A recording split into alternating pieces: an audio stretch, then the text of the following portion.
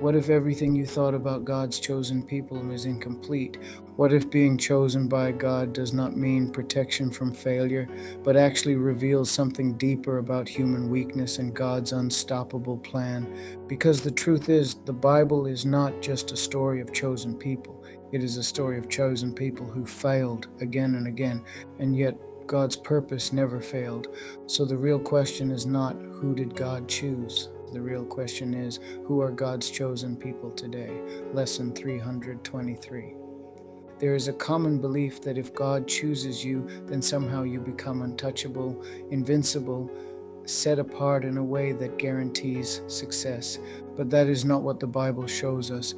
In fact, Jesus himself challenges this thinking when he says, "Many are called, but few are chosen."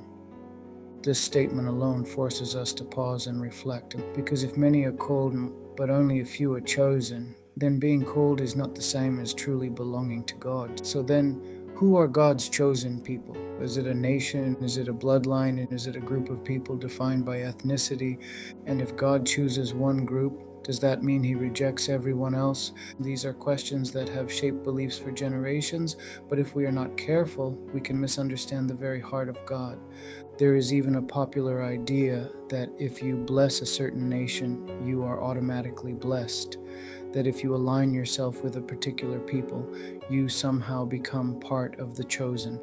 But this way of thinking can be misleading because it shifts the focus away from what God has always been trying to show us. Let's go back to the beginning. God chose Abraham and made a promise to make him into a great nation.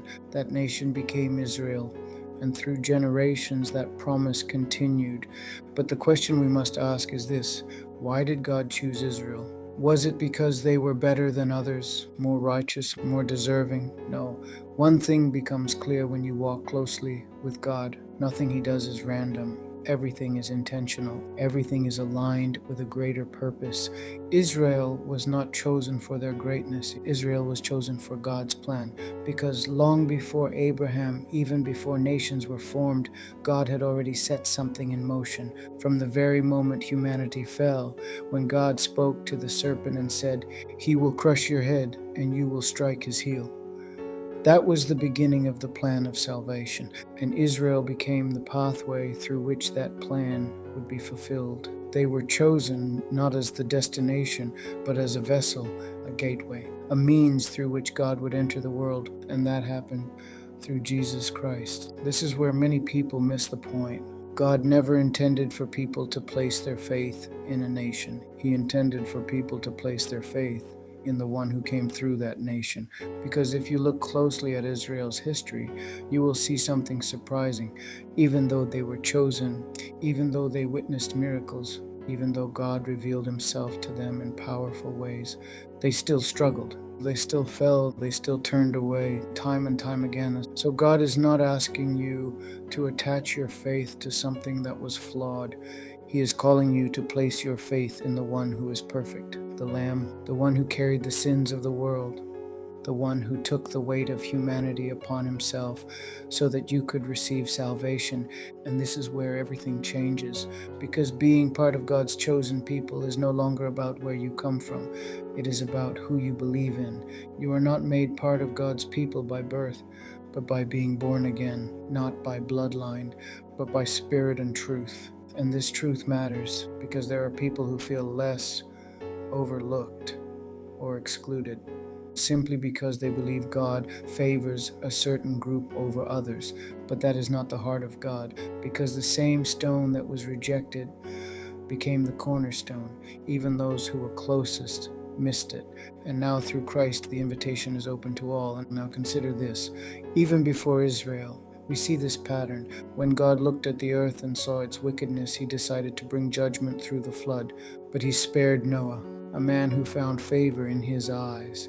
And yet, even Noah, after being spared, after witnessing God's power, still fell into weakness.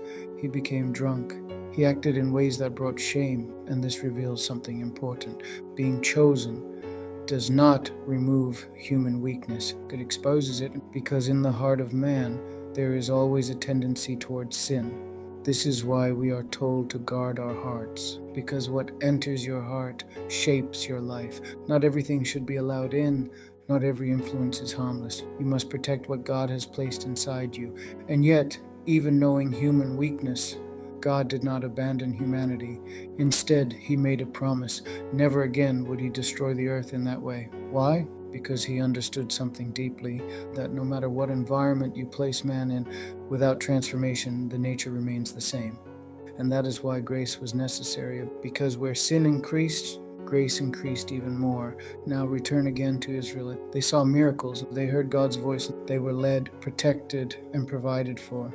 And yet the cycle continued: rebellion, repentance, failure, restoration, over and over again, until one of the most powerful moments comes when Jesus says, "O Jerusalem, Jerusalem, the one who kills the prophets and stones those who are sent to her.